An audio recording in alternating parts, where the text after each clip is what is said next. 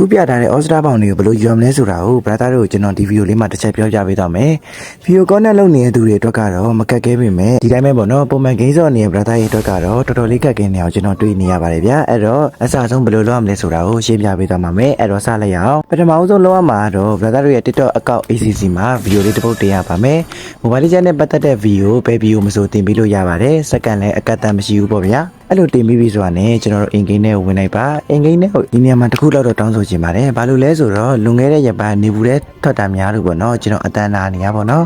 အဲ့ဒါကြောင့်မို့လို့ကျွန်တော်အတန်းလေးကိုတော့တီးခံပြီးနားထောင်ပေးကြပါ brother တို့ရေအဲ့တော့စားရမယ်ဆိုရင်တော့အကုန်လုံးလုပ်ပြီးပြီဆိုတာနဲ့အင်ဂိမ်းနဲ့ဝင်ပါ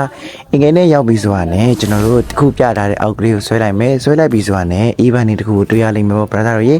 event တွေကိုတွေ့ရပြီဆိုတာနဲ့လင်းလေးတွေကိုဝင်လိုက်ပါဟုတ်ပြီလင်းလေးနဲ့ရောက်ရင်ဘာလို့ရမှာလဲဆိုတော့ကျွန်တော်တို့ဒီမှာ smart ဆိုတာလေးကိုတွေ့နေမှာပေါ့နော်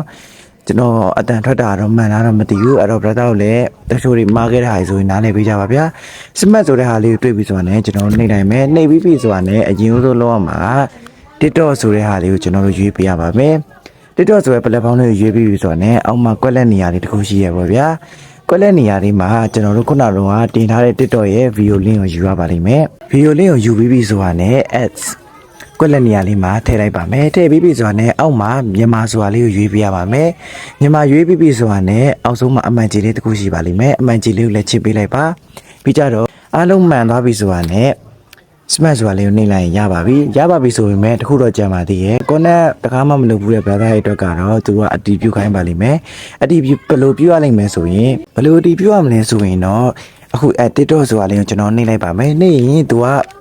ဒီကုတ်ကလေးပေါ်လာလိမ့်မယ်ပေါ့ဗျာကျွန်တော်တို့ကပေါ်လာတဲ့ကုတ်ကလေးကို copy ယူလိုက်ပါမယ် copy ယူပြီးသွားပြီဆိုတာနဲ့ TikTok profile ကိုတွားလိုက်မယ် TikTok active profile မှာကျွန်တော်တို့အခုပြထားတဲ့နေရာလေးမှာဘာသာရေးထားတဲ့ဟာတွေအကုန်လုံးဖြတ်ပြီးတော့အကုတ်လေးကိုပဲ copy link copy ချလိုက်မယ်ပေါ့ဗျာ paste ချလိုက်ပြီးတော့နဲ့ကျန်တဲ့ဘာသာမှမရေးပါနဲ့ဟုတ် brother တို့ save လုပ်ပြီးတော့ပြန်ထွက်လိုက်ပါ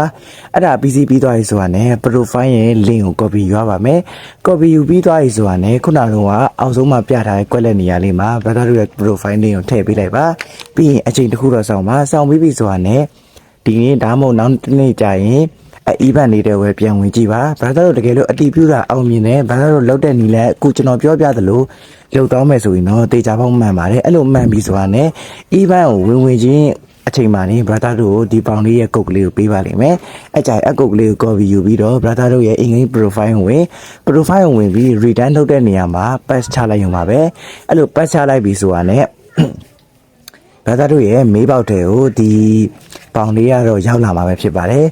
ကျွန်တော်ဒီလိုအတန်းဝင်နေတဲ့အတွက်လည်း brother အားလုံးတောင်းပန်ပါတယ်ဗျာကျွန်တော်ဗီဒီယိုလေးမှာအမှားပါသွားရင်လည်းခွင့်လုပ်ပေးပါလို့တောင်းပန်ပါတယ်။ဘာလို့လဲဆိုတော့လေချောင်းကဒီအတန်းမှာမတိတာပဲအပြင်မှာဆိုရင်အတန်းတော်တော်ပြောင်းနေလို့ပါဗျာ။အဲ့တော့ brother တို့သိချင်တာရှိလဲမှန်းခဲ့လို့ရပါတယ်ဗီဒီယိုတစ်ခုလုပ်ပြီးတင်ပေးပါမယ်။